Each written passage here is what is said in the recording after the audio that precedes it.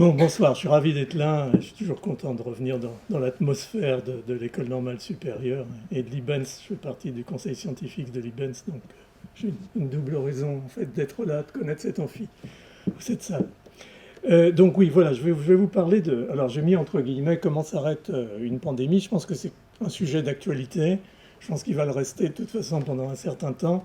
Et ce que je vais essayer de faire, c'est effectivement, comme l'a dit Diane, de vous remettre un peu les choses en perspective et de voir au fond qu'est-ce que ça peut être, qu'est-ce qu'on entend par l'arrêt des pandémies et peut-on véritablement arrêter les pandémies. On ne pourra pas, bien entendu, éviter de faire des relations au fur et à mesure avec la pandémie en cours de Covid-19, même si dans nos régions, on peut parler de sortie de pandémie et d'entrée dans la phase endémique. On reviendra sur tout ça. Donc, la première chose que je fais toujours, parce que comme tout bon pasteurien, il faut quand même que je montre un peu nos grands pionniers, mais étant aussi européen, j'ai toujours beaucoup d'affection au fond pour cette grande période de la fin du 19e siècle qui a vu la création de la microbiologie, hein, Pasteur, son école, Robert Koch, son école, et la création de la médecine moderne tout court. Mais on peut se poser aussi la question de si tous ces pionniers, tous ces pères fondateurs, il n'y avait pas de mère fondatrice malheureusement, mais quand vous regardez les autres disciplines, l'art, tout ça, il y avait malheureusement une sous-représentation des femmes dans tout ça, mais en sciences biologiques, c'était vraiment caractéristique, malheureusement. Donc la question c'est, au fond, si ces personnalités, si ces pionniers revenaient aujourd'hui, qu'est-ce qu'ils verraient? Qu'est-ce qu'ils noteraient de la situation? Qu'est-ce qu'ils noteraient, au fond, par rapport au paradigme, ce que j'appelle le paradigme de santé publique que leurs travaux avaient contribué, bien entendu, à mettre en place. Donc ils verraient, bien sûr, l'extraordinaire développement de leurs découvertes sur le bien-être de la société, l'hygiène, les vaccins, puis rapidement la découverte des antibiotiques, et donc l'appui, le soutien de la recherche académique et de la recherche industrielle à tous ces développements. C'est ça, au fond, que j'appelle le paradigme de santé publique du XXe siècle, c'est-à-dire cette intégration de l'ensemble de ces systèmes dans un modèle qui a été particulièrement efficace, puisqu'au fond, en tout cas dans les pays nantis qui ont pu, entre guillemets, s'offrir ce paradigme, les maladies infectieuses n'ont pas bien sûr disparu, mais elles ont diminué considérablement jusqu'à ne plus présenter pour la population le poids qu'elles pouvaient poser au XIXe siècle et bien sûr dans les siècles antérieurs. Et s'il y a une seule courbe qui peut résumer tout ce paradigme de santé publique du XXe siècle, c'est celle-là, c'est la courbe de mortalité infantile. La mortalité infantile, c'est la mortalité dans la première année de la vie. Vous voyez qu'elle était à 150 pour 1000, énorme, au début du XXe siècle, en 1900, et qu'après quelques à-coups, la mise en place de ce paradigme de santé publique a permis d'amener à ce qu'elle est aujourd'hui, c'est-à-dire 3,7 pour 1000, ce qui est encore améliorable, mais quand même, on voit l'effet de tout ça. Mais en même temps, je crois que si ces pionniers revenaient, ils seraient un peu étonnés du fait que, au fond, les maladies infectieuses n'ont pas du tout disparu, et qu'en réalité, l'Organisation mondiale de la santé, en 2019, c'était presque un peu en anticipation sur la crise qui allait démarrer en fin d'année, en 2019, l'Organisation mondiale de la santé a émis un document officiel où elle a classé les 10 plus grandes, finalement, problèmes à venir, à anticiper, les menaces sur la santé globale. Et parmi ces 10 plus grandes menaces, il y en avait 6 qui étaient directement reliées aux maladies infectieuses, et les autres, on pourrait dire, sous une forme ou sous une autre, pouvaient l'être aussi. Donc ça, c'est finalement cette espèce de paradoxe, et Charles Nicolle, qui était un des disciples de Pasteur, avait très bien écrit dans sa... Il avait colligé l'ensemble de ses cours au Collège de France en 1933, qu'il avait appelé le destin des maladies infectieuses. Il avait vraiment anticipé cette émergence qui marque au fond la fin du XXe siècle et le début du XXIe siècle, en disant il y aura toujours des maladies nouvelles, c'est un fait fatal. Un autre fait tout à fait fatal est que nous ne saurons jamais les dépister originer. Et ça, c'est important parce que d'abord, il anticipait la survenue de ces événements d'émergence réguliers, mais en plus, il posait d'emblée la question de savoir est-ce qu'on pourrait les reconnaître, les identifier rapidement et au fond, en arrière-pensée, éviter que ces événements d'émergence ne se transforment en des drames, en des crises, comme la pandémie qu'on a connue et qu'on connaît encore de Covid-19. Alors, si les pères fondateurs de la microbiologie, maladie infectieuse, de l'immunologie, de la vaccinologie revenaient aujourd'hui, je pense que ce qui les étonnerait beaucoup, c'est ce qu'on peut appeler l'accélération du temps scientifique, c'est-à-dire le temps entre la survenue, l'émergence d'un événement, d'une crise infectieuse nouvelle, et puis non pas sa disparition ou sa résolution, mais le temps mis à trouver les moyens du contrôle de cet événement, de cette crise. En particulier, bien entendu, le diagnostic, la possibilité de développer un vaccin et de développer des traitements, des molécules à visée thérapeutique. Et c'est intéressant de regarder finalement, de se projeter un siècle en arrière. 1919, 1918, 1919, c'est, vous le savez, la crise de la grippe espagnole, c'est un peu notre émergence infectieuse de référence. Et on y reviendra, bien entendu, parce qu'il y a encore beaucoup à en apprendre à l'heure actuelle si on veut anticiper la suite des événements d'émergence virale auxquels on assiste à l'heure actuelle. Et ce qui est intéressant, c'est qu'en mai 1919, dans Science, un médecin-major de l'armée américaine qui avait été extrêmement impliqué dans la prise en charge, puisque ça avait beaucoup touché les jeunes recrues de l'époque, donc de la grippe espagnole, disait « The most astonishing thing about the pandemic was the complete mystery that surrounded it. Nobody seemed to know what the disease was, where it came from, and how to stop it. » Ça, c'était l'état de la science sur la virologie et en particulier l'émergence virale de la grippe espagnole en 1919. Et en fait, il a fallu attendre 1933 pour que Patrick Laidlaw et son équipe au Royaume-Uni, à Londres, découvrent le virus, ou en tout cas découvrent l'agent de la grippe, la transmettent à un mammifère, au furet, puis du furet au furet, ce qui montrait véritablement l'origine non bactérienne et la confirmation d'un vrai virus fut apportée dans les 2 années qui ont suivi, en particulier par la culture sur l'œuf embryoné, par personne du laboratoire de Laidlaw, et bien sûr le microscopie électronique qui est apparu dans les premières années, au début des années 30. Il a fallu attendre 1944-1945 pour avoir un vaccin. C'était le travail de Salk. Et il a fallu attendre 1970 pour avoir les premières molécules antivirales, la ribavirine et l'ostémilavir, qui est le Tamiflu. Donc vous voyez qu'entre 1919 et 1970, ça fait un temps scientifique relativement long. Si en comparaison, c'est un peu facile, mais c'est la réalité, vous regardez la situation de Covid-19, vous voyez qu'il a fallu quelques jours pour identifier le virus ARN émergent SARS-CoV-2 par séquençage profond, bioinformatique et finalement détection d'une trace étrangère dans le génome des patients infectés de quelque chose qui s'avérera être le virus. Donc, la séquençage de ce virus très rapidement, des séquences qu'on peut sortir, on peut faire un diagnostic par RT-PCR, on peut exprimer certaines de ces séquences, de ces protéines et obtenir un test immunologique, faire un sérodiagnostic, faire des tests de séroneutralisation, parce qu'en quelques semaines, on a pu aussi faire pousser ce SARS-CoV-2. Donc, vous voyez, l'accélération en termes de diagnostic est absolument exceptionnelle. Et puis, bien entendu, on y reviendra, un vaccin en moins d'1 an, ce qui est une première véritablement dans ce domaine, qui va permettre d'intervenir sur l'évolution de la pandémie grâce au vaccin, et puis en moins de 2 ans, l'apparition de premières molécules antivirales actives, efficaces et disons spécifiques des coronavirus en général.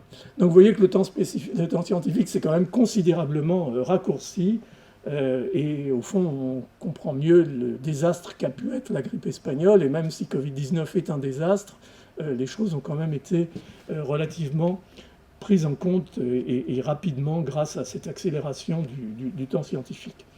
Alors, pour pas trop vous perdre dans les terminologies, parce que c'est pas toujours très clair, je vous ai fait un peu un lexique là.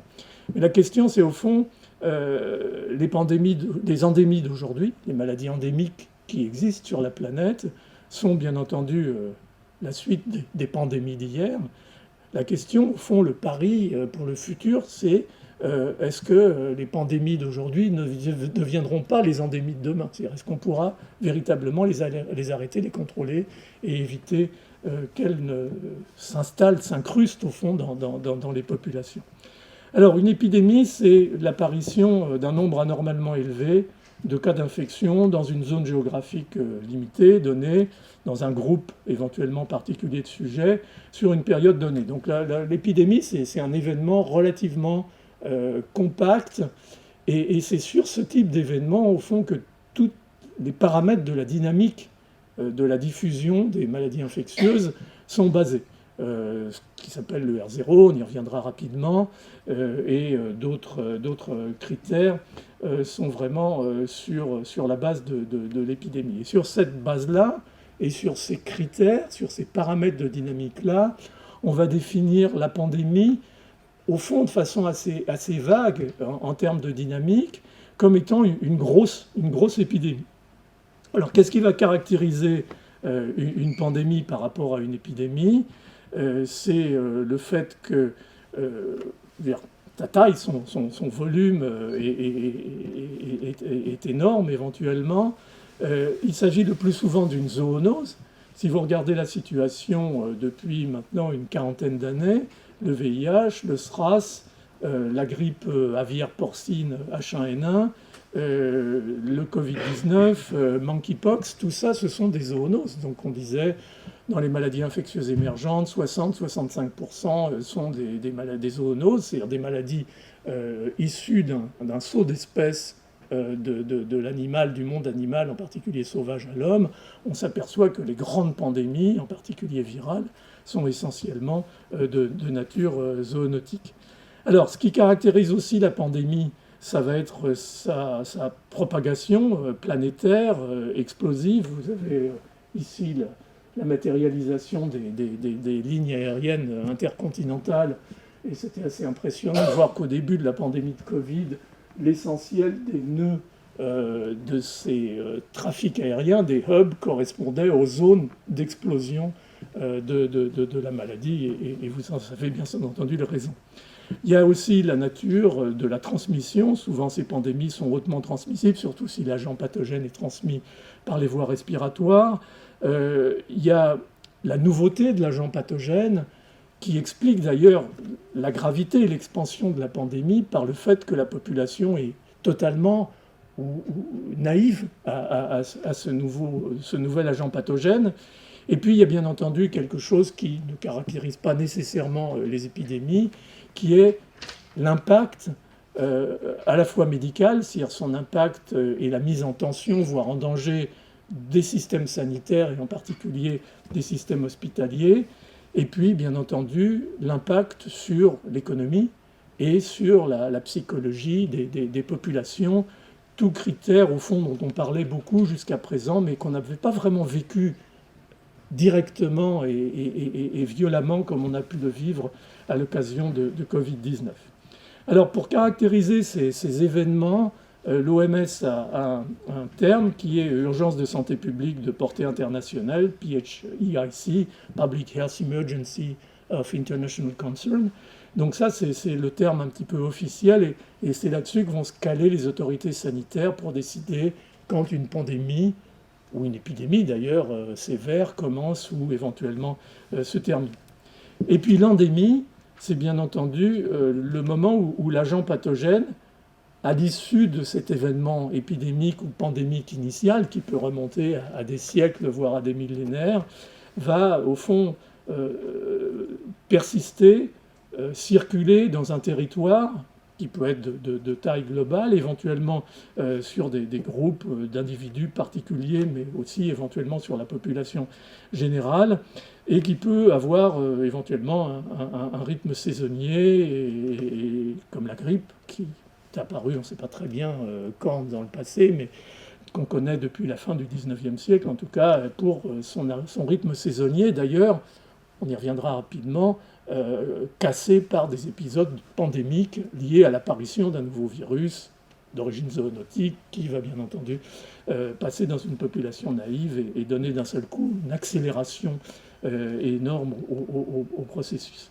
Alors il ne faut pas oublier aussi que un certain nombre de ces maladies endémiques sont transmises par des vecteurs, ces maladies vectorielles comme le paludisme, la dengue et ainsi de suite. Alors il ne faudrait pas croire que ces maladies endémiques ne sont pas graves. Il faut prendre ce point en considération, ça n'est pas bénin. Le paludisme tue 600 000 personnes par an sur la planète, en particulier des enfants, des femmes enceintes. La tuberculose tue encore 1,5 million de personnes, aggravée par l'association avec le VIH, qui lui-même tue encore 600 000 personnes sur la planète chaque année. La tuberculose, donc on en a parlé, la grippe qui tue chaque année sur la planète, la grippe saisonnière, 1 million de personnes, et la dengue, 400 millions d'individus sont touchés chaque année avec une mortalité qui est plus faible, 50 000, mais ça reste quand même des choses tout à fait notables et des choses qui, au fond, nous stressent moins que l'apparition d'une nouvelle pandémie, alors que les chiffres sont quand même relativement impressionnants. Donc c'est intéressant tout ça parce qu'on va en parler dans ce qui est le concept de l'arrêt d'une pandémie. Il y a aussi le vécu des populations.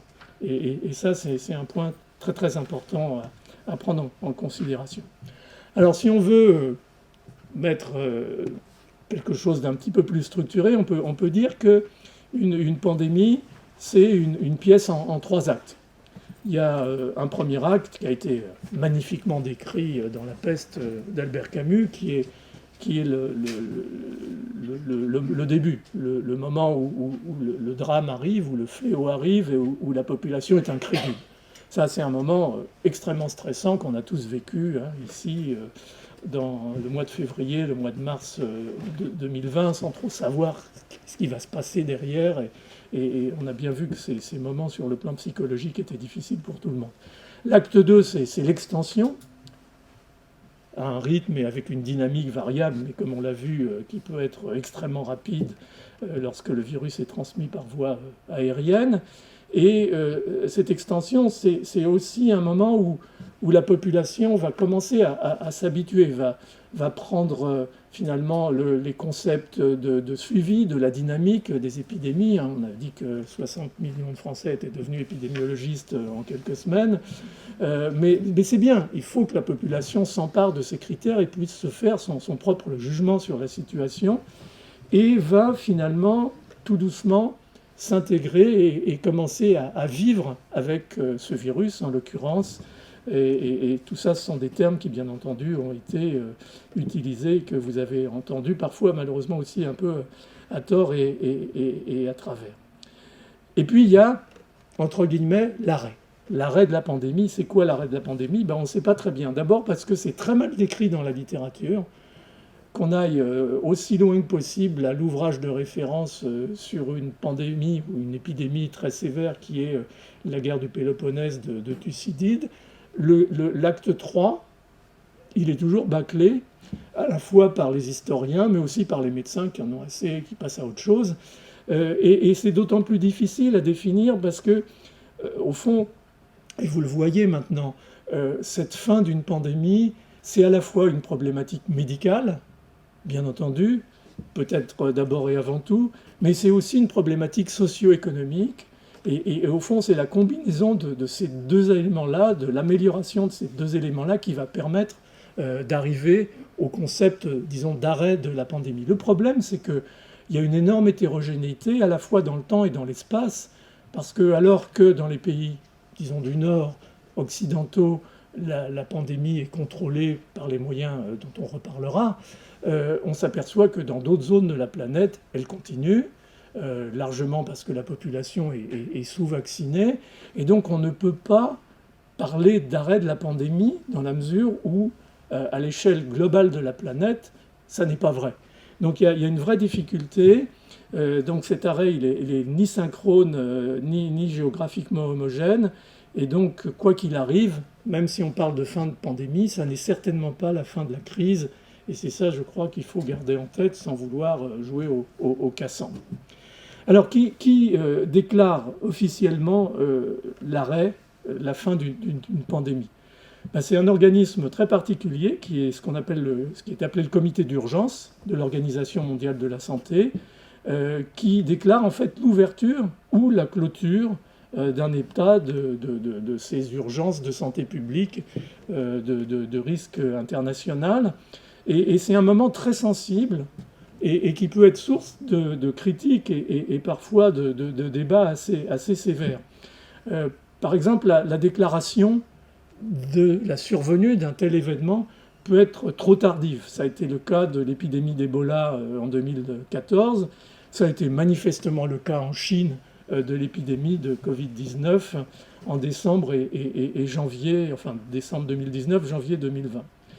La déclaration aussi peut être trop hâtive. Ça a probablement été le cas de la grippe H1N1 en 2009, où très rapidement quand même on s'est aperçu que la gravité, même si sur certaines personnes, certaines populations, femmes enceintes par exemple, étaient très sensibles, mais globalement, disons, la gravité ne valait sans doute pas le terme de pandémie, et donc on a aussi critiqué le fait qu'on se soit mis dans cet état de pandémie, qu'on ait fait des investissements massifs dans les vaccins qui n'ont pas véritablement été utilisés. En France, 10% du vaccin a simplement été utilisé. Donc il y a de la sensibilité là. Alors bien sûr, on peut faire des analyses rétrospectives, c'est facile. Quand on est dans le vif de l'action, c'est beaucoup plus compliqué. Et puis il y a un autre point qui est la clôture trop hâtive. En particulier, par exemple, l'épidémie d'Ebola en 2016, on a critiqué l'OMS d'avoir déclaré trop tôt la clôture. Ça a une importance parce que dans les pays du Sud qui ont des moyens relativement limités, des systèmes de santé fragiles, si on déclare trop tôt la fin officielle d'un événement pandémique, on va voir tous les bailleurs de fonds internationaux sortir. Et donc le pays va se retrouver quelque part tout seul avec quelques ONG qui restent, dans une situation finalement beaucoup plus précaire qu'il n'était dans le vif développement de la maladie, avec des réémergences locales ou loco-régionales. Donc c'est ce moment de déclaration de l'ouverture ou de la clôture d'un PHIEC, de toute façon, ne doit pas être interprété là aussi comme une fin de la crise. Et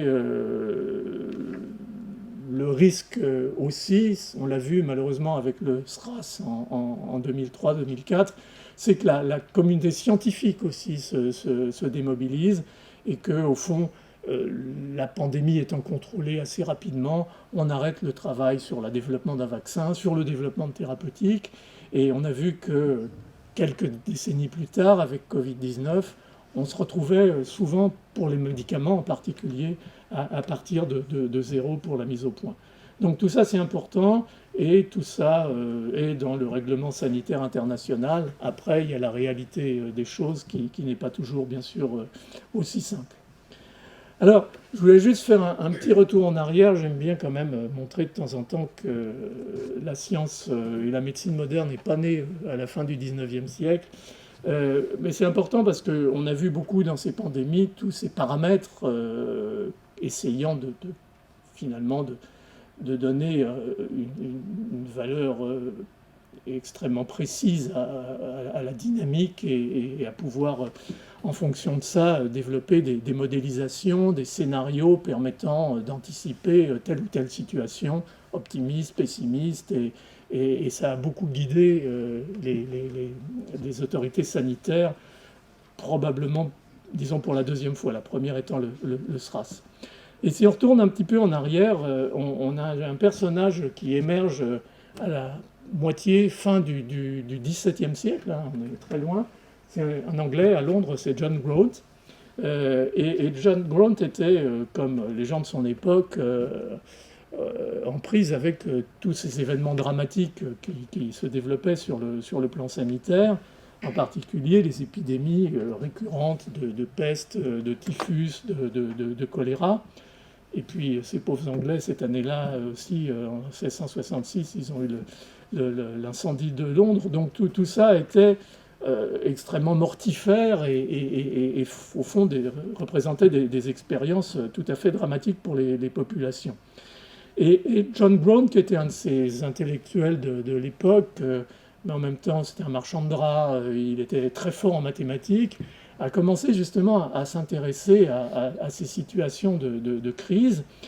Et il a commencé à dépioter dans les paroisses londoniennes ce qu'on appelle toujours d'ailleurs les Bills of Mortality, c'est-à-dire au fond le recueil des données, non pas sur la naissance, mais sur le baptême des enfants, à l'époque en tout cas, et puis sur le décès. Et comme il avait beaucoup de goût pour les mathématiques, il a commencé à travailler, à faire des équations, à faire des règles de 3. Il a réussi, au fond, à sortir de ces données un critère majeur qui, au fond, crée, à la fin du XVIIe siècle, la science de la démographie, c'est l'espérance de vie. Il invente l'espérance de vie à partir de l'analyse de ces données.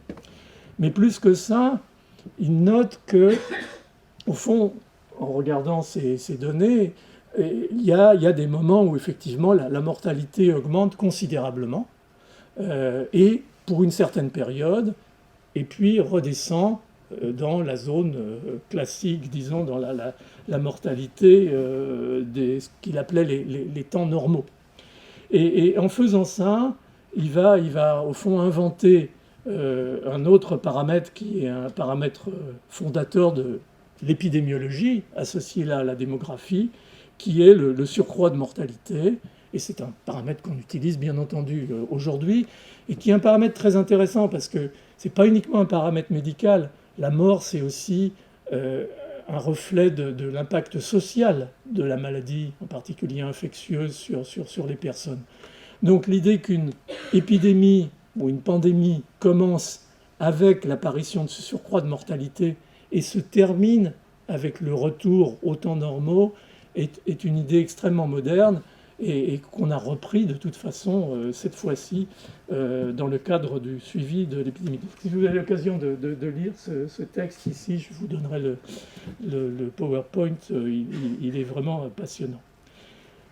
Et on saute 2 siècles et on parle d'un autre individu qui a été vraiment fondateur de tout ce domaine. Je vous en parle parce que ça a été des paramètres au fond dont on a beaucoup parlé durant le début de la pandémie de Covid-19.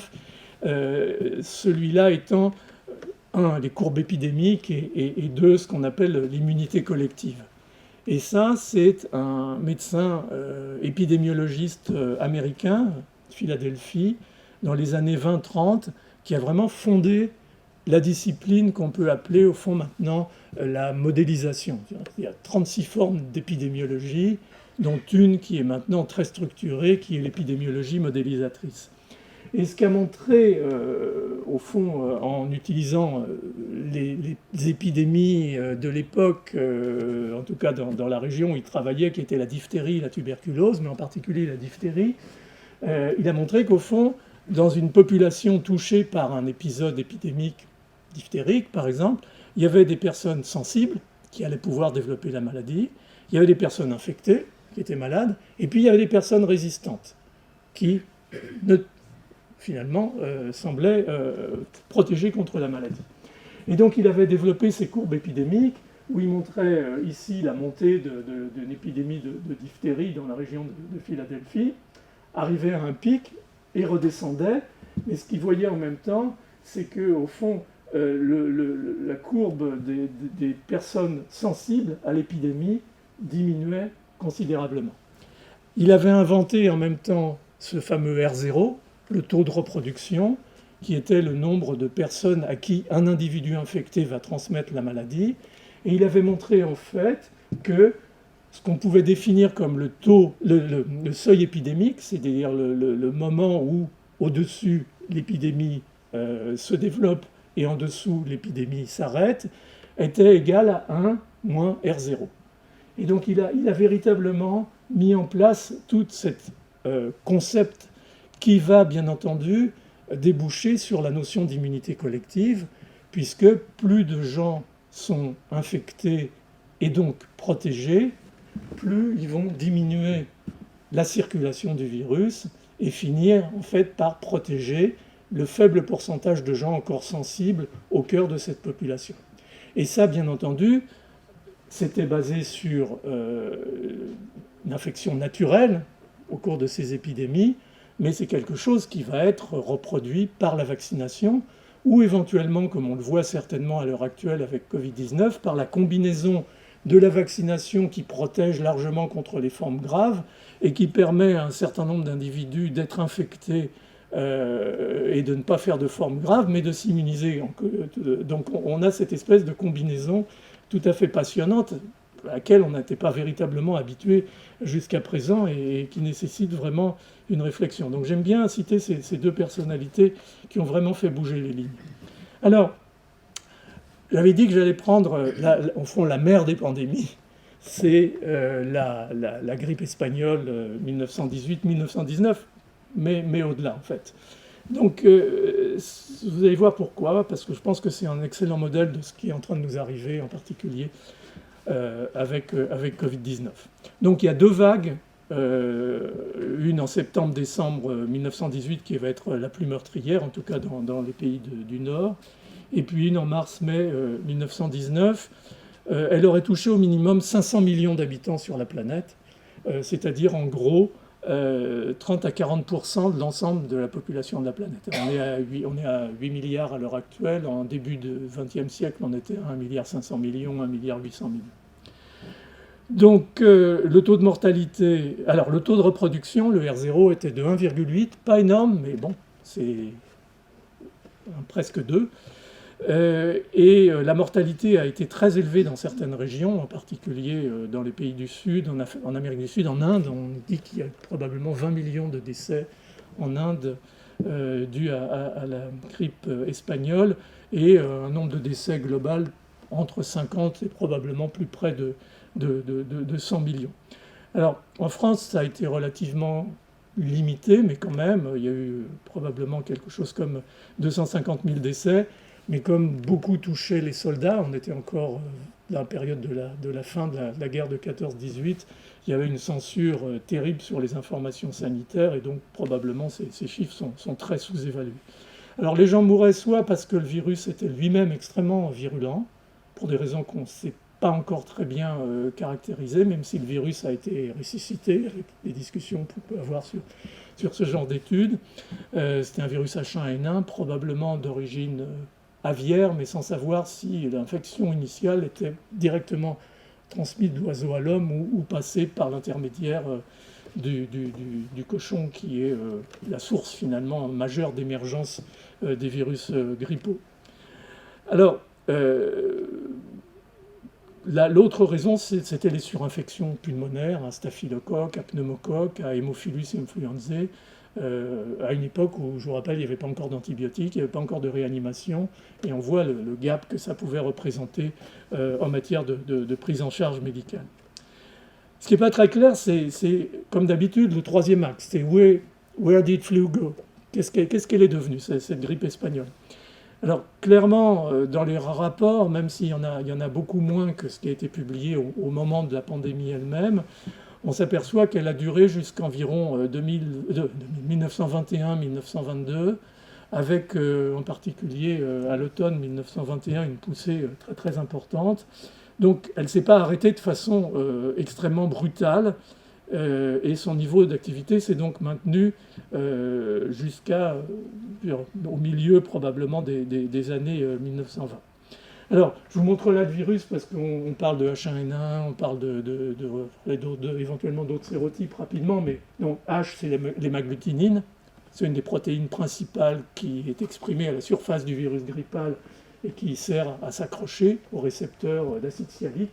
Et N, c'est une neuraminidase qui permet, par son activité enzymatique, de faciliter la sortie du virus des cellules, donc qui augmente au fond la réplication et la production virale.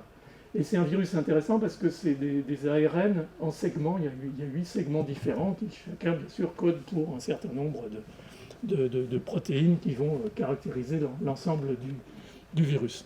Donc c'est important juste pour que vous ne soyez pas perdus dans la terminologie. Alors, Au fond, comment elle s'est arrêtée? Parce qu'elle s'est quand même arrêtée, cette pandémie de grippe espagnole H1N1.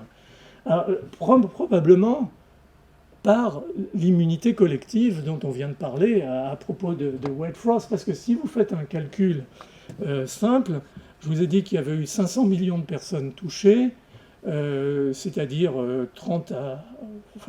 environ 30 à 40% de la population de la planète, ce qui est relativement important. Et avec un R0 à 1,8, ça, finalement, on fait toujours cette équation 1 moins 1 sur R0 qui va nous donner le pourcentage nécessaire à obtenir l'immunité collective. Et bien 1 moins 1 sur 1,8, ça vous donne quelque chose de l'ordre de 44%, alors que, en gros, 40% de la population de la planète a été infectée. Donc on a probablement, par immunité naturelle, comme ils font en Chine à l'heure actuelle, obtenu, au fond, une immunité collective contre cette grippe H1N1. Alors, on a beaucoup parlé de variants, éventuellement, de mutations qui auraient atténué la virulence au fur et à mesure. C'est cette idée permanente d'adaptation du virus à l'espèce humaine, et peut-être cette idée trop facile que l'adaptation à l'espèce humaine fait qu'un virus va devenir moins virulent. Alors c'est un peu ce qu'on a vu avec les variants successifs, en particulier jusqu'à Omicron avec Covid-19, mais ce n'est pas dit que ce soit la règle. Et ça, il faut y faire très attention. Donc l'idée qu'il y ait eu des variants, en plus, malheureusement, si on a récupéré l'ARN du virus initial dans des corps issus du permafrost et sur des biopsies pulmonaires dans des bases américaines, et reconstituer le génome, on ne l'a pas fait pour des souches ultérieures, et donc on n'a pas véritablement cette notion-là et l'apparition de ces possibles variants, sachant que le taux de mutation dans le virus grippal est moins élevé que celui qu'on voit dans les coronavirus, et qu'au fond, ce qui se passe dans les virus grippaux, c'est plutôt des réassortiments. Et il y a eu un travail très intéressant qui avait été fait en épidémiologie à Breslau, en Pologne, sur les années 1918, 19, 20, 21, 22, et qui montrait très bien que, ça c'est la courbe de mortalité, on voit la mortalité massive chez les jeunes enfants, on n'en a pas parlé, mais la grippe c'est toujours plus grave chez les jeunes enfants et chez les personnes âgées. Mais surtout, ce qui avait frappé au fond dans cette pandémie, c'est ce W, c'est-à-dire cette pic de mortalité chez les adultes jeunes. Et c'est celle-là qui, au fond, se voyait sans doute le plus. Et ce qu'on voit, c'est que 1920, 1922, la mortalité, la surmortalité chez les enfants et les personnes âgées persiste, même si elle diminue, mais le W s'écrase et on a une courbe en U, qui revient à la courbe de mortalité de la grippe saisonnière traditionnelle telle qu'on la voit tous les ans dans nos régions. Mais ça ne nous dit pas malgré tout, parce que vous voyez, il y a quand même une baisse de la mortalité chez les jeunes, chez les personnes âgées. Ça ne nous dit pas si c'est uniquement l'immunité collective ou s'il y a eu éventuellement une variation du virus qui a diminué sa virulence, en particulier chez les adultes jeunes. Et ça, c'est un aspect absolument passionnant de la réflexion qu'on peut avoir sur les sorties de pandémie et comment les choses vont peu à peu. En tout cas, on est sorti de la pandémie de grippe espagnole, et il faut voir que le moteur a été sans doute médical quand même, parce que le nombre de cas a progressivement diminué, mais il a surtout été sociologique, c'est-à-dire que la population, en particulier en Europe, en avait déjà tellement marre du drame de la Première Guerre mondiale que la grippe espagnole, c'était peut-être pas une inquiétude aussi violente. On avait envie de passer à autre chose. Les années folles sont arrivées là-dessus, et voilà. Il faut voir aussi qu'à l'époque, dans les années 20, chaque année, il y avait 4000 enfants qui mouraient de diphtérie. Ça n'est que dans les années 30 qu'on a obligé la vaccination, qu'on a rendu la vaccination obligatoire contre la diphtérie. Il y avait 80 000 décès de tuberculose. Donc au fond, bon, bien sûr, c'était la grippe espagnole, c'était une pandémie, c'était dramatique, mais quelque part, ça restait un peu dans le bruit de fond général de ce qu'était, appelé dans un de mes bouquins, la vie au temps des maladies infectieuses, c'est-à-dire un élément intrinsèque de la société et au fond peut-être moins violent dans les perceptions que ça n'a pu l'être pour nous qui ne sommes plus habitués à ça avec le sida il y a 40 ans et avec Covid-19 maintenant. Donc ça c'est quelque chose d'intéressant. Mais ce qui est aussi très intéressant, je reviens sur Patrick Laidlaw et son équipe à Londres, à Colindale, c'est que le virus qui a permis, au fond, la découverte du virus de la grippe, c'était un virus H1N1, c'était le virus de la pandémie de grippe espagnole qui, dans l'intervalle, s'était organisé dans son interface avec la population immunisée, puisqu'on est encore sur une échelle d'une génération là, pour se passer sur un rythme saisonnier et au fond s'incruster en tant que maladie endémique dans la population. Donc ça, c'est un élément important à prendre en considération. Et donc ce que je vous disais au début, sur ce fond de H1N1 qui va s'installer, avec bien sûr ces épisodes saisonniers qui sont liés à des mutations dans H et dans N, dans H1 et dans N1, qui vont amener à une petite dérive qui de nos jours justifie la vaccination. Sur ce fond saisonnier vont venir des épisodes de modification brutale de sérotypes qui vont amener des épisodes pandémiques. Alors, donc on est, comme vous le voyez au démarrage, avec H1N1 jusqu'en 1957. Puis en 1957, il y a un événement de réarrangement et on va avoir maintenant un virus H1N1, mais qui va récupérer des fragments d'ARN qui vont lui faire coder un sérotype H2N2. Et donc, n'étant plus reconnu parce que la population est naïve, on va avoir une pandémie de cette grippe asiatique telle qu'on l'avait appelée à l'époque. Et puis, et cette souche va s'incruster, va remplacer le H1N1 de la pandémie de grippe espagnole et va devenir la souche épidémique dans la population dans les années suivantes, jusqu'en 1968, où il y a un nouvel événement de réassortiment et on va se retrouver avec un sérotype H3N2 qui va être suffisamment divergent, c'est la grippe de Hong Kong, pour donner lieu à un épisode pandémique à cheval sur l'hiver 1968-1969. Et puis, donc, ça va s'installer comme une souche endémique. Et puis, en 1977, probablement une fuite de laboratoire en Union soviétique, bon, je ris, mais c'est pas drôle, va ressortir le H1N1, probablement le H1N1 de la grippe espagnole qui avait été gardé sous une forme ou sous une autre dans des laboratoires. Et donc, on va se retrouver avec H1N1 en association avec H3N2. Et puis en 2009, ce H1N1 il disparaît et il est remplacé par le nouveau H1N1 aviaire, ou éventuellement issu de porcs, de toute façon, de cette fameuse pandémie un petit peu avortée. Et donc on se retrouve à l'heure actuelle avec, en grippe saisonnière, ce H1N1, le H3N2 de 1968, et puis, je ne vous ai pas parlé pour ne pas compliquer, il y a des sérotypes A et puis des sérotypes B, un sérotype B qui change tous les ans aussi, auquel courent après les industriels qui font le vaccin pour l'épisode suivant. Donc vous voyez, c'est un sujet qui est absolument passionnant parce qu'on a tous les outils là pour anticiper ce que pourrait être la prochaine pandémie. Et ce que tout le monde pensait au tournant du XXe siècle, c'est que la prochaine pandémie, ce serait la grippe aviaire, c'est-à-dire soit un virus aviaire qui est suffisamment adapté à l'homme, comme l'a été H1N1 en 1919, soit une recombinaison entre H3N2 et puis un de ces virus aviaires qui sévit régulièrement en Asie, comme à Hong Kong, comme H7N9 et ainsi de suite. On attendait ça, l'arme au pied, et c'est bien sûr SARS-CoV-2 qui est arrivé. Voilà, c'est comme ça.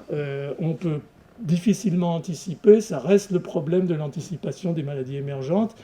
Mais ça, c'est quand même un schéma qui est intéressant parce que même si les mécanismes de réorganisation sont différents, puisque SARS-CoV-2, c'est plus des mutations qui font changer peu à peu les protéines principales, en particulier la protéine de spicule, là, on est plus dans un processus qui combine à la fois des mutations pour la grippe saisonnière, mais aussi des réassortiments brutaux.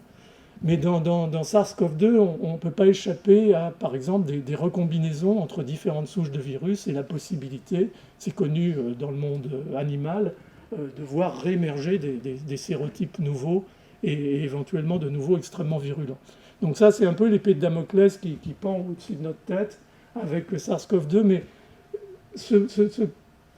ce profil d'évolution de la grippe espagnole, parce que au fond, le H1N1 de 2009, sa protéine, son hémagglutinine, c'est la même que celle du virus de 1918-1919. Donc au fond, c'est une espèce de châssis viral qui va évoluer dans le temps, dans l'histoire, avec des modifications. Il y a une espèce de lignage, probablement parce que l'essentiel du génome est très adapté à l'homme, et ça lui permet finalement d'avoir son avantage sélectif et de se maintenir.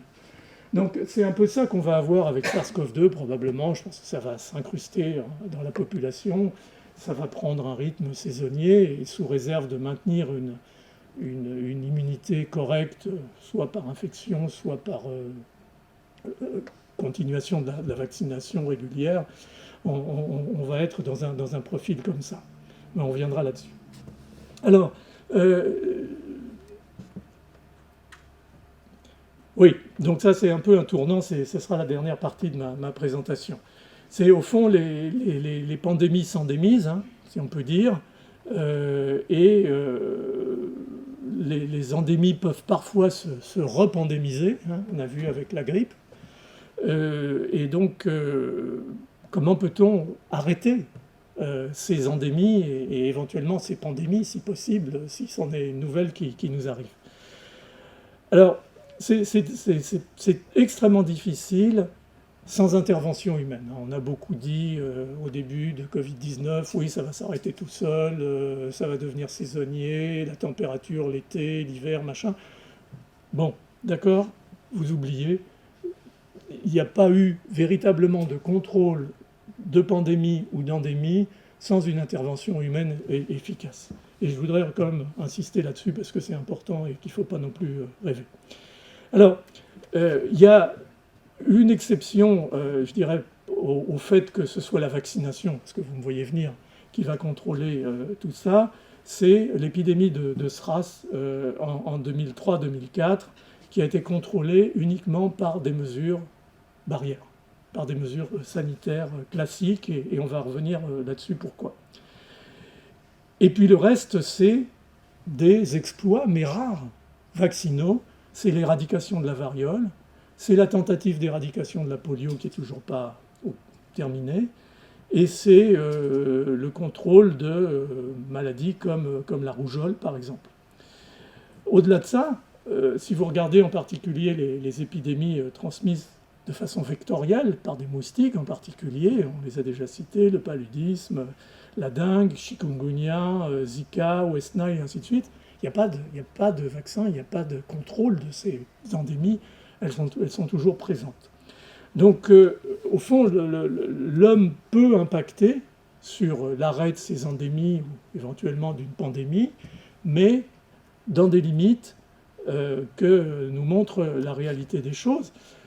Et le calendrier de vaccination de l'enfant, finalement, est une espèce d'illustration de ces tentatives de contrôler les maladies infectieuses sans pour autant, éventuellement, la plupart du temps, les éradiquer. On parle d'élimination quand il n'y a plus la maladie ou qu'elle est très rare, aux formes endémiques. On parle d'éradication si le virus a été, ou l'agent causal a été éliminé. Et cette éradication, il y a un exemple, ou deux peut-être, l'autre étant vétérinaire. L'exemple humain, c'est la variole, et l'exemple vétérinaire, c'est la peste bovine qui... alors, quand vous regardez aussi le temps, hein, la peste bovine, c'est 1962-2011. Vous voyez les échelles de temps pour éradiquer une maladie. La variole, ça a été une vingtaine d'années. et la polio, ça fait 60 ans, et on n'y est pas encore arrivé complètement. Donc voilà, il y a du pain sur la planche, et il faudrait se garder d'être trop optimiste aussi sur la capacité qu'on a, surtout dans des périodes où il y a des doutes sur la science, sur les vaccins, et ainsi de suite. Alors, l'exemple du SRAS est intéressant, j'y passe rapidement, mais ça dit beaucoup de choses. C'est-à-dire qu'en fait, le SRAS commence en Chine, dans la région de Guangdong, et puis va se disperser à partir d'un hôtel à Hong Kong, début 2004, d'un seul coup dans une trentaine de pays sur la planète, suivant bien sûr les trajets aériens. Donc alerte bien sûr de l'OMS et prise en charge de ces patients qui commencent à se disperser sur la planète et qui vont transmettre la maladie à leur arrivée.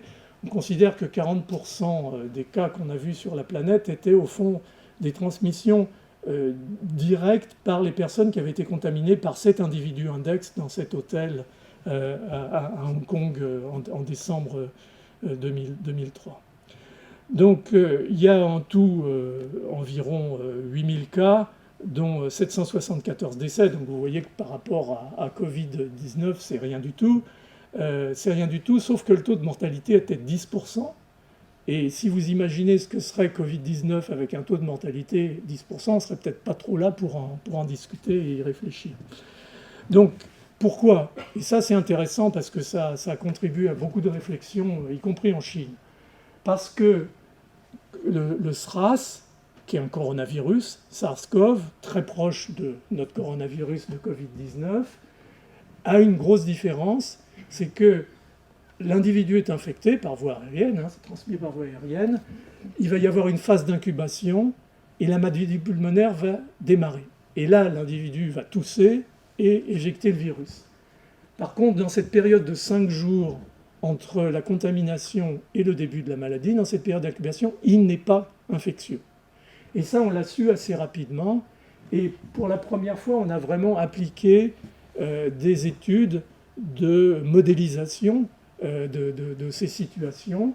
Et on s'est aperçu que si on pouvait très rapidement, avant les 5 jours, identifier les sujets contacts et les isoler, et puis à 5 jours, de toute façon, comme les formes étaient graves, ils allaient à l'hôpital, donc ils étaient isolés. C'était malheureusement les personnels médicaux qui ont beaucoup, la moitié des cas mortels de SRAS, ça a été des personnels médicaux hospitaliers. Mais on voyait qu'on pouvait contrôler la maladie.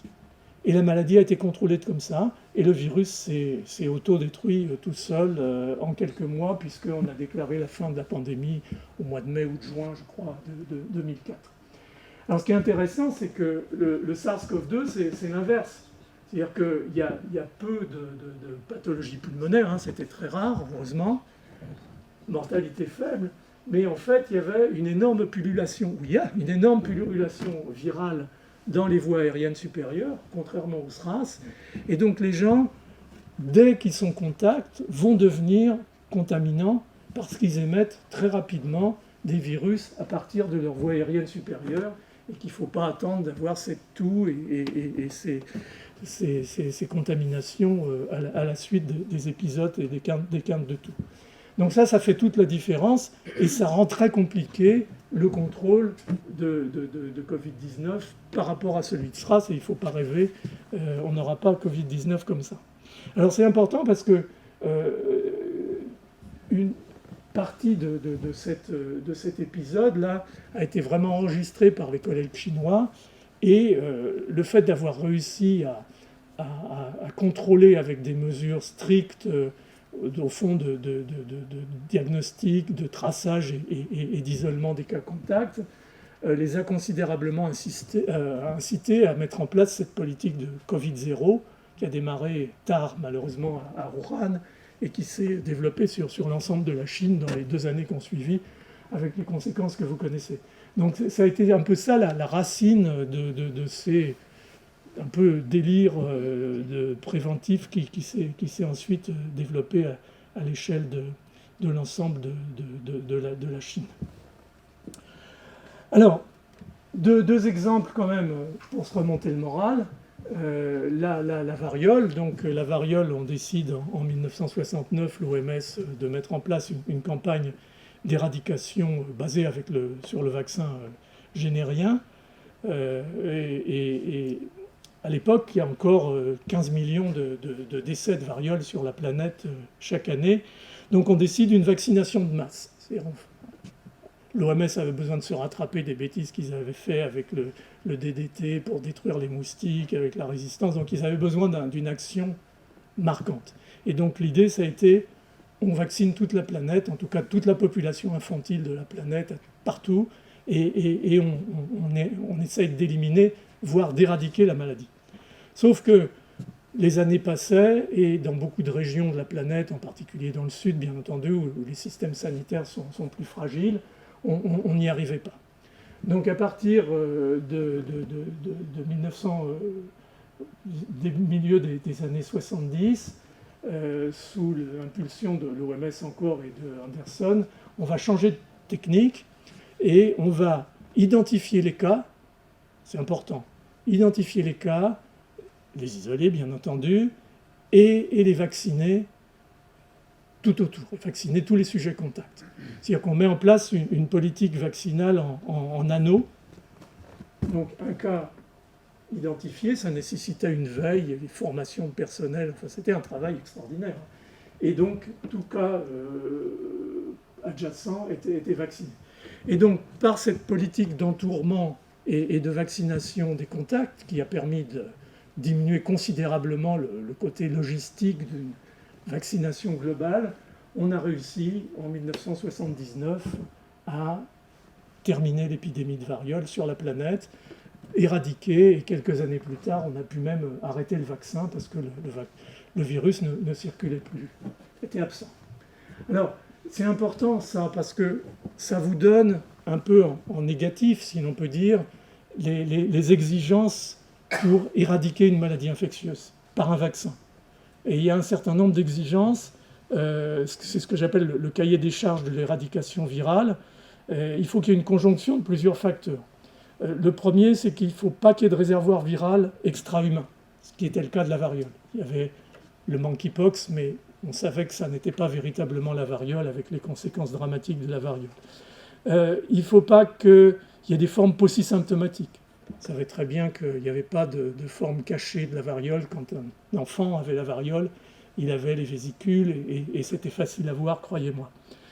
Il fallait que le vaccin soit particulièrement efficace, bien entendu, qu'il ait une mémoire longue, ce qui est le cas des vaccins génériens, et qu'il donne une réponse B et T, humorale et cellulaire, qui permet d'avoir à la fois la neutralisation du virus et la stérilisation de l'infection virale. Et puis, il ne fallait pas qu'il y ait de variants, ce qui n'est pas le cas pour le poxvirus. C'est un virus ADN dont le taux de mutation est relativement bas dans l'échelle des taux de mutation. Donc si vous n'avez pas ça, c'est simple, vous n'arriverez jamais, je ne peux pas dire jamais, hein, mais à éradiquer une maladie infectieuse, c'est-à-dire à éliminer le virus et permettre d'arrêter la vaccination. Alors ce qui est intéressant, c'est que en 2013, quand a commencé cette fameuse épidémie d'Ebola dans l'Ouest africain, sur 3 pays, la Guinée-Conakry, le Libéria et le Sierra Leone, on a vu très rapidement flamber cette épidémie. Je ne rentre pas dans les détails. Il y a eu 50 000 cas, plus de 10 000 morts. C'est la première fois qu'on avait, au-delà des clusters localisés dans les forêts centrafricaines, Congo, République centrafricaine et ainsi de suite, c'était la première fois qu'on avait quelque chose de très large qui en plus touchait une ville, Conakry, ce qui fait que la transmission commençait à être extrêmement inquiétante, voire avec des cas, des métastases dans le nord. Il y en a eu en Espagne, en Italie, au Royaume-Uni, aux États-Unis, qui étaient plus des malades transférés, des médecins ou des infirmières infectés sur place, mais avec 1 ou 2 cas secondaires. Donc on commençait à sentir le vent du boulet. Et donc, ça a été la première fois où on a véritablement pu commencer une campagne de vaccination dans le temps de l'épidémie, au bout d'un an, 1 an et demi d'évolution de l'épidémie d'Ebola. On l'a fait avec un vaccin qui était un vaccin recombinant entre le virus respiratoire de la souris et donc le gène, enfin, la séquence codant pour la glycoprotéine de surface du virus Ebola, qui est un filovirus. La question étant ensuite une question de stratégie. Est-ce qu'on vaccine le plus de gens possible? On ne pouvait pas parce qu'il n'y avait pas assez de vaccins. Ou est-ce qu'on reprend cette approche d'entourement pour la variole? Et c'est l'approche qui a été prise en vaccinant les personnels médicaux, bien entendu, exposés, et puis les cas, puisque un cas de maladie d'Ebola, vous ne pouvez pas passer à côté. C'est une fièvre hémorragique dramatique, et en vaccinant les contacts de ces sujets-là, ce qui a permis d'éteindre l'épidémie. Alors elle est ressortie au Congo parce que la source de virus, comme c'est pas l'histoire de la variole, le virus il est porté par des animaux, il y a un réservoir animal, c'est les chauves-souris, c'est les grands singes, et donc il n'y a pas moyen d'éradiquer l'Ebola. Simplement, il faut essayer de vacciner dans les limites des disponibilités le plus vite possible lorsqu'une épidémie commence. Et là encore, l'histoire d'alerte rapide et de mise en place des moyens, parce que rien ne prouve que Ebola ne pourrait pas se développer dans les régions où le niveau sanitaire est important. Alors je pense que je vais sauter l'éradication de la polio pour vous dire qu'il y a eu un espoir formidable de pouvoir éradiquer la poliomyélite avec le vaccin Sabin, c'est-à-dire le vaccin vivant oral, mais que les choses sont compliquées. C'est-à-dire que le dernier kilomètre est le plus dur à l'heure actuelle. Malheureusement, l'éradication qui était prévue pour 2021 avec la disparition des 3 sérotypes ne s'est pas encore confirmée à cause de la circulation au Pakistan, en Afghanistan, pour les raisons que vous pouvez imaginer. Et très récemment, on a vu réapparaître, alors qu'on avait déclaré l'Afrique libre de polio, un cas de polio de sérotype 1 au Malawi. Et puis on voit de plus en plus apparaître des cas de polio vaccinal, c'est-à-dire le virus vaccinal Sabin qui mute, qui devient pathogène. Il y a eu un cas à New York récemment, et on le retrouve de plus en plus dans les effluents d'égouts, ce qui veut dire que cette souche vaccinale pathogène circule. Alors il n'y a pas de cas de polio à l'heure actuelle parce que la population est vaccinée, en particulier en France, la vaccination au polio est obligatoire. Mais voilà, il y a ce risque, et pour l'instant on ne peut pas dire que la polio soit véritablement éradiquée. Et il va falloir continuer à vacciner, et à vacciner avec le vaccin Salk, avec le vaccin inactivé, qui ne donne pas ce risque de polio vaccinal que donne le vaccin Sabin, qui avait été choisi, sélectionné, parce que c'était plus facile logistiquement à utiliser. Donc vous voyez une situation qui proche c'est asymptotique de l'éradication, mais on en est encore loin, et certainement très loin d'arrêter la vaccination contre la polio. A fortiori, il faut surtout rebooster la vaccination.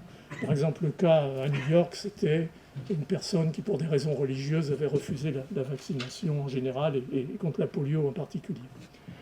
Alors, on a le même sujet avec la rougeole, qu'on pensait pouvoir éradiquer et qui, malheureusement, ne l'est pas encore, pour la raison simple que dans les pays du Nord, la couverture vaccinale a tendance à fléchir. C'est pour ça qu'en France, on a rendu la vaccination obligatoire en 2018 pour un rattrapage qui était important à réaliser. Mais on voit bien que dès qu'un réservoir se constitue, surtout autour de populations non ou mal vaccinées, parce qu'il faut 2 doses, le virus recommence à circuler dans une population qui n'est pas vaccinée, parce que l'exigence de vaccination, le R0 de la rougeole, c'est entre 15 et 20. Donc si vous faites le calcul de fameux 1 moins 1 sur R0, il vous faut 95% de couverture vaccinale pour assurer l'élimination de la maladie. Pas l'éradication, l'élimination, pour empêcher le virus de circuler au maximum. Et donc dès qu'on fléchit un petit peu, on voit réapparaître, comme on a vu en 2008, en 2011 en France, des épisodes de rougeole. Et dans les pays du Sud, malheureusement, alors c'est aggravé en plus par la crise de Covid qui a considérablement disloqué les systèmes sanitaires et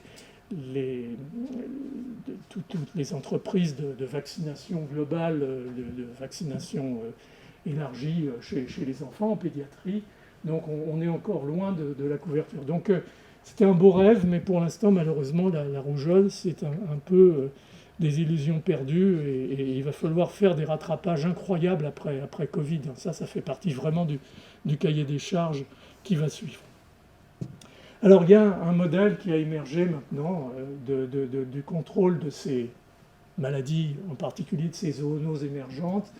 Je ne vais pas y revenir parce qu'on en parlait, les mesures bien entendu barrières, on a parlé jusqu'à la nausée. Le diagnostic précoce, la nécessité d'outils diagnostiques, la nécessité d'alarmes extrêmement précoces, de systèmes en réseau.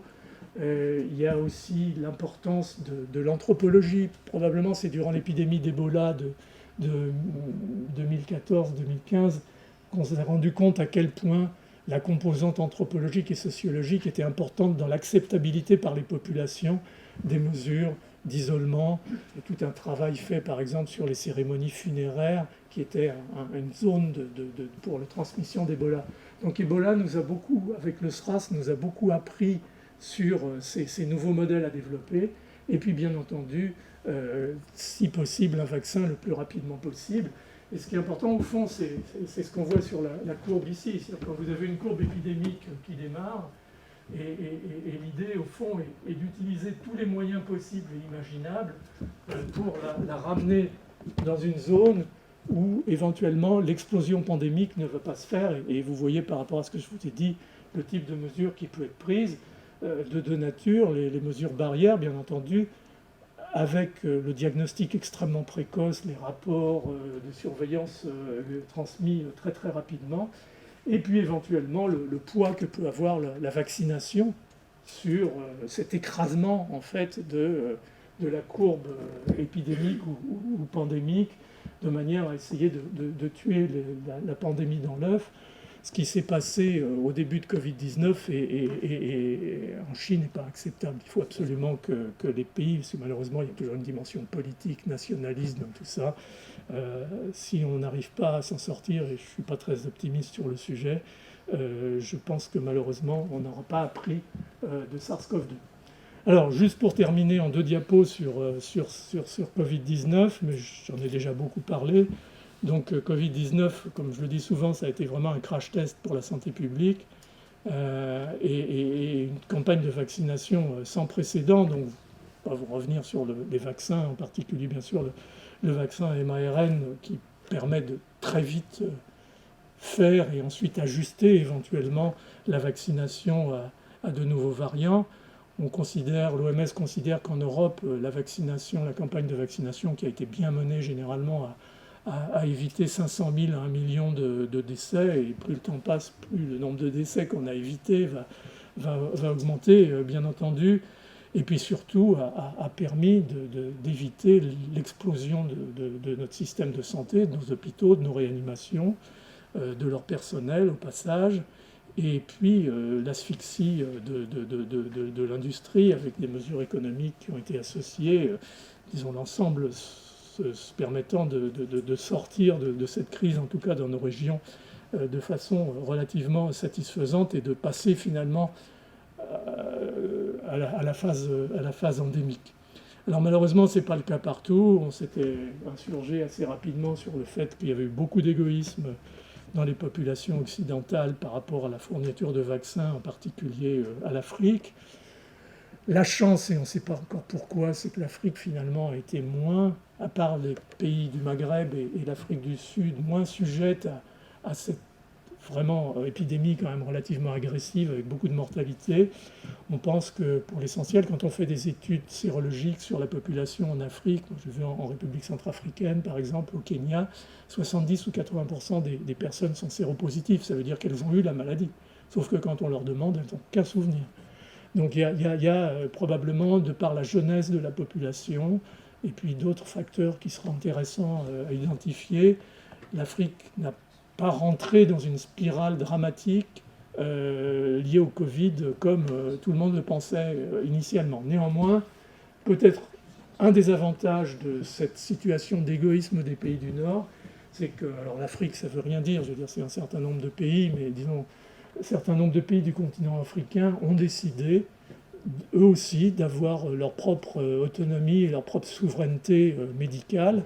Et donc, un certain nombre de centres en Afrique sont en train d'être mis en place pour produire des vaccins, y compris des vaccins à ARN messager, parce que ce dédain qui consistait à dire on va donner à l'Afrique les vaccins dont les gens ne veulent pas chez nous, c'est insupportable. Donc ça, c'est en train de se mettre en place et je pense qu'à l'échelle 2030, disent nos collègues africains, ils seront à 60% autonomes pour la production de vaccins. Je voudrais en être certain, mais il y a quand même quelque chose qui est en train de bouger grâce à Covid-19, si on peut dire, qui n'est pas négligeable.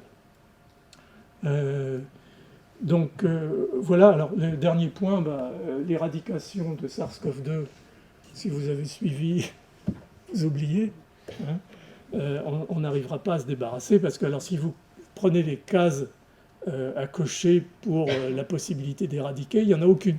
Hein. Donc voilà.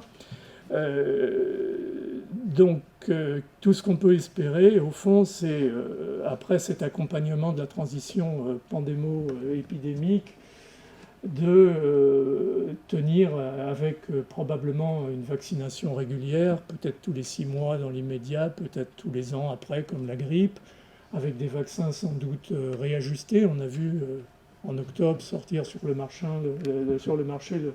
le vaccin ARN messager au Omicron.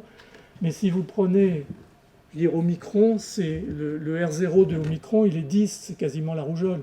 Donc ça veut dire qu'il faut que 90% à peu près de la population soit bien vaccinée de manière à pouvoir écraser la maladie, s'assurer de l'absence de formes graves et de décès chez les personnes âgées, chez les gens fragiles, comorbidités, ainsi de suite. Je veux dire, encore une fois, en se disant que si on ne vaccine pas les enfants, par exemple, si toute la population n'est pas vaccinée, le virus va continuer à circuler de toute façon.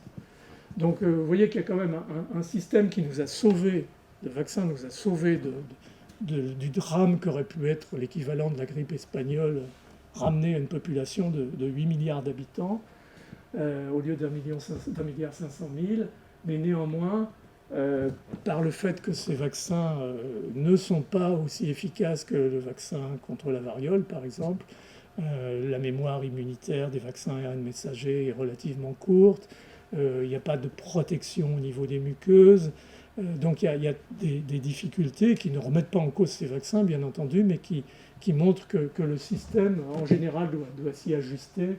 Et on avait publié cet article il y a quelques mois dans Embryo Molecular Medicine, où on parlait de ce deuxième souffle de la vaccination anti-Covid. Et c'est quelque chose que je déplore peut-être dans les politiques sanitaires, en tout cas dans nos pays et dans le nôtre en particulier, c'est ce manque sinon d'anticipation, mais d'information sur l'anticipation. C'est-à-dire qu'est-ce qu'il faudrait qu'on fasse, quels sont les scénarios possibles, de façon à ce que la population ne se trouve pas prise de court au dernier moment avec des oukases de vaccination dans une impression d'ambiance de panique générale. Donc là, je pense qu'il faut absolument que Covid-19 soit l'occasion de renouer un petit peu les liens et d'information en matière de politique de santé. Sinon, la prochaine fois, ce sera pareil et voilà. Donc voilà, en gros, c'est ce que je voulais vous dire.